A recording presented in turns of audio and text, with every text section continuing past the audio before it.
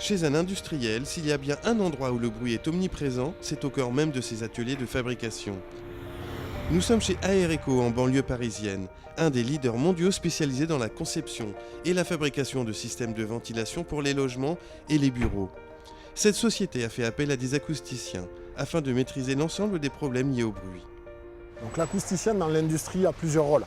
C'est premièrement de réduire les nuisances sonores vis-à-vis des riverains, donc bruit de l'environnement. Une industrie peut avoir plusieurs sources sonores extérieures, des cheminées, des dry coolers, des compresseurs. Le but va être d'annuler le bruit de ces machines sur l'extérieur pour protéger le voisinage. Mais ici, le rôle de l'acousticien, il a plutôt été de protéger les salariés du bruit nocif que peut créer l'usine. Il y a des machines bruyantes dans les ateliers, le but est de les en protéger.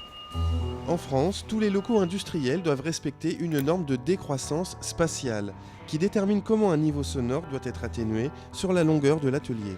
Ici, pour permettre de diminuer la résonance dans les ateliers, on a choisi le procédé de bac acier perforé. Ce qui fait que ce bac acier est performant, ce sont les perforations. L'onde acoustique va traverser la perforation et c'est la laine minérale ou laine de roche qui est à l'intérieur qui va permettre de diminuer l'énergie acoustique de l'onde acoustique qui en ressortirait. Ce procédé a aussi été utilisé ici en plafond. On le retrouve dans le creux des ondes du bac acier en toiture. Une fois cette solution apportée, un autre défi attendait les acousticiens, cette fois-ci directement lié aux produits conçus et fabriqués par cette entreprise. Si la fonction principale d'un système de ventilation, c'est bien de remplacer de l'air intérieur pollué par de l'air extérieur plus propre, la dimension acoustique est quelque chose de très important également à maîtriser, puisque ce qu'attendent les occupants d'un logement, c'est qu'il soit silencieux et qu'il ne permette pas de faire entrer le bruit extérieur vers l'intérieur du logement. Pour les besoins de sa section recherche et développement, cette société s'est donc dotée d'un équipement rare, un laboratoire de tests acoustiques. Et pour les accompagner dans cette démarche, ils se sont à nouveau tournés vers les acousticiens. Bonjour Monsieur Cross. Nous voici donc dans la chambre réverbérante que l'on a conçue pour l'industriel. On ne va pas rester longtemps ici, vous voyez, ça résonne beaucoup, l'intelligibilité n'est pas très agréable. Voilà, donc on va aller discuter dehors. Pour construire une chambre réverbérante, le but, c'est d'avoir un niveau sonore résiduel à l'intérieur très faible. Donc cette chambre est constituée de murs en béton très épais, d'une porte qui est aussi très lourde et qui est parfaitement jointée.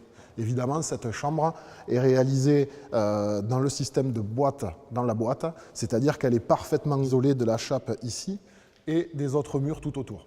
Qu'est-ce que vous testez du coup, Monsieur Cross, ici, dans ces salles réverbérantes? Alors, on aide le bureau d'études produits à mieux concevoir leurs produits, à les tester au fur et à mesure qu'ils font des prototypes.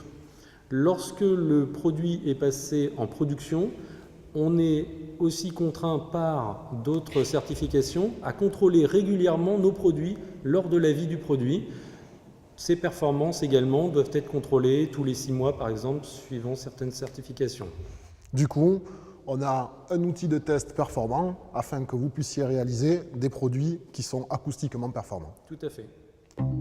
Dans le secteur industriel, les domaines de l'acousticien sont très variés et vont de la conception de l'usine jusqu'à la section recherche et développement. La maîtrise d'un environnement sonore sain doit donc être mise au centre de ses priorités et devenir un véritable outil de performance.